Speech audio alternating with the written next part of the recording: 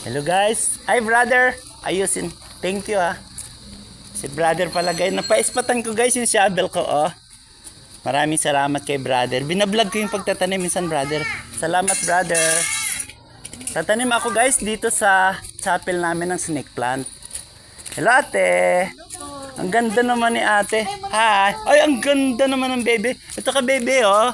Ayan. Ba't sumayaw pa? Niyabang ko yung damit. Nag-passion show pa si baby. Guys, tatanim akong snake plant na yellow dito para mayroon ding halaman ng aming chapel.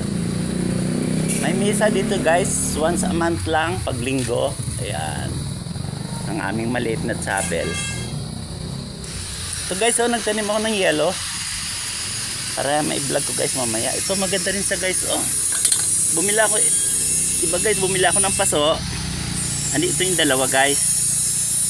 Kasi minsan nilalagay ito nila sa harap pagka may misa. Ito guys, pangit. Ito pa guys yung ano ko, ang dami guys oh. Photos. Saka ito yung red na aglonema, hindi maganda guys, nabalda sa init. Ewan ko lang itong tagulang kung lalago to. Guys oh, yung red sayam. Heart leaf. Ito guys, maganda rin. Pero lumago guys yung photos. Dati dalawang piraso lang itong tinanim ko, photos. Yun, ang dami na guys oh. Ay, lumalabas na siya. Dalawa lang tong yellow guys na snake plant tinanim ko. Ito yung isa guys oh sa kabila.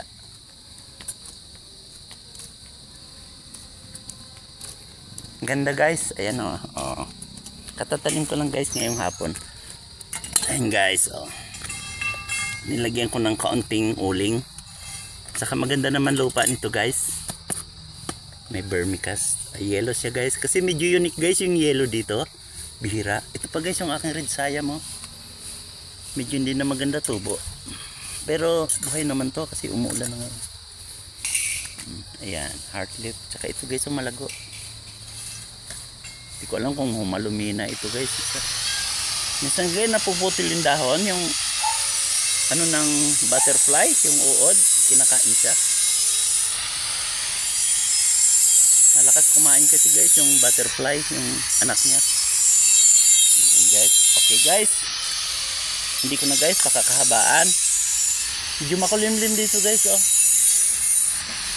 Umambon kanina ng mahina yan. Malaking bagay. Malaking tulong sa halaman kahit di na ako magdilig. Babay na guys. Shout out po sa inyong lahat. Maraming pong salamat sa mga sumusuporta sa akin sa Reels. Thank you po. Sana mag-ingat kayo lagi. Bye bye.